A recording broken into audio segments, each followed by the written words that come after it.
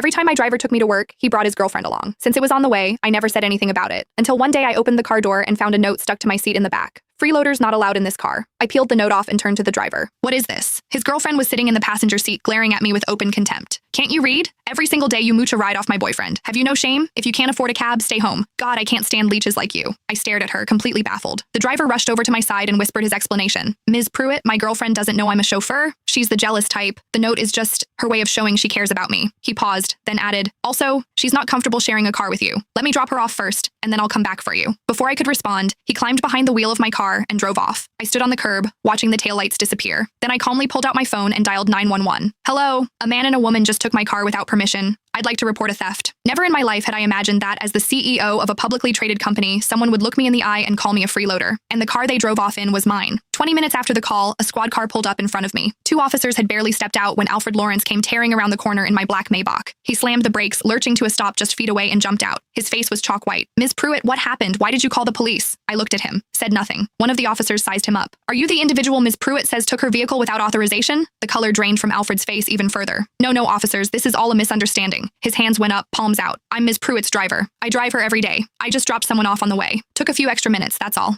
Nobody stole anything. He gestured frantically at the Maybach behind him, forcing a grin. See? I brought the car right back. First thing. The officers looked at me, then back at him. Ms. Pruitt, do you want to press charges? I was about to answer when Alfred leaned in close, his voice dropping to a desperate whisper. Ms. Pruitt, please, for my father's sake. He drove for you all those years. Just let this one go. He swallowed hard. You know my dad's health isn't good. I finally found a girlfriend, and it's the one thing he wanted from me. What I did back there was just to keep things stable between her and me. I had no choice. The mention of his father softened something in me. Owen Lawrence had been my chauffeur for 6 years. Honest, dependable, steady behind the wheel, and never once a source of trouble. In all those years, he had never been late, never gotten a single violation. Every holiday, when I handed him a bonus, he'd try to wave it off for a solid 5 minutes before finally accepting. 3 months ago, Owen was diagnosed with a lung condition that required long-term rest. He had no choice but to resign. On his last day, he stood in my office, rough hands twisting together, clearly wanting to say something but unable to get the words out. Finally, face flushed with embarrassment, he told me his son Alfred had just lost his job. If the company had an opening, could I possibly give the boy a chance? Owen had been an honest man his entire life. He had never asked anyone for a favor. That was the first time. Out of respect for him, I said yes. For the first 2 months, Alfred did fine. Though he wasn't exactly the kind of driver who never gave you a moment's worry, he at least did what was expected. Pickups and drop-offs were on time, and the car was always spotless. But starting last month, things changed. The day it began, Alfred came to pick me up, and there was suddenly a woman caked in heavy makeup sitting in the passenger seat. I stared, confused. Alfred hurried out to open my door and explained in a low voice, Ms. Pruitt, this is my girlfriend, Kara Fox. Her workplace is on the way to the office, so I figured I'd give her a ride. I nodded and said nothing. Giving someone a ride along the way wasn't a big deal, but gradually something started to feel off.